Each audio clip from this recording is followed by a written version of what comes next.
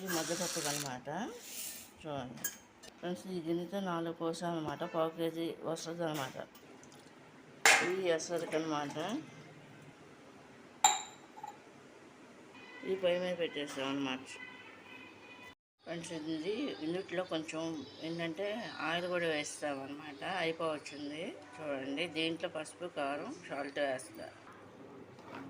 ఇందుట్లో పసుపు వేస్తున్నాను, ఒక స్పూన్.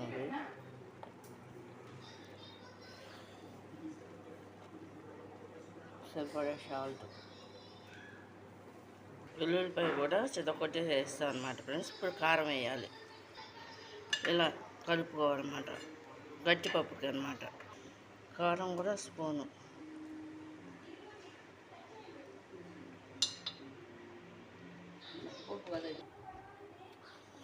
ఇందుట్లో ఏంటంటే ఈ గట్టిపప్పుకి ఫ్రెండ్స్ దీనికి తాలింపు అయితే వేరు.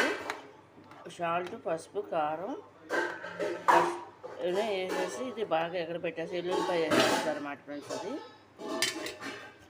ఇలా పెట్టుకుని ఏదన్నా రసం పెట్టుకోవచ్చు. లేదు అనుకుంటే ఇది సమ్మర్ టైం కాబట్టి పచ్చిపులుసు కూడా పెట్టుకుని తినవచ్చు అనమాట దీంతో.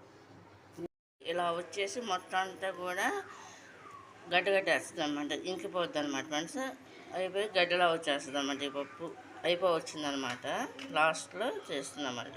ఇలా వస్తుంది అనమాట గట్టిపప్పు. అయిపోయిందనమాట, కట్టేసాం. దీంట్లో టమాటా రసం కానీ, అది సమ్మర్ టైం అయితే ఫ్రెండ్స్, డిసెంబర్ అంటే వేసవకాలంలో అయితే పచ్చిపులుసును ఇది ఎక్కువ చేస్తారన్నమాట. ఆంధ్రాలో అయితే అంటే ఇంత గట్టిగా ఉండదు పప్పు. మా ఇంట్లో మాత్రం ఇలా చేస్తామన్నమాట, ఇంత గట్టిగా. చూడండి ఫ్రెండ్స్, ఇది ముద్దపప్పు, మామిడికాయ పచ్చడి. ఈ రెండు కలిపి తింటే చాలా టేస్టీ, చాలా బాగుంటుంది అన్నమాట.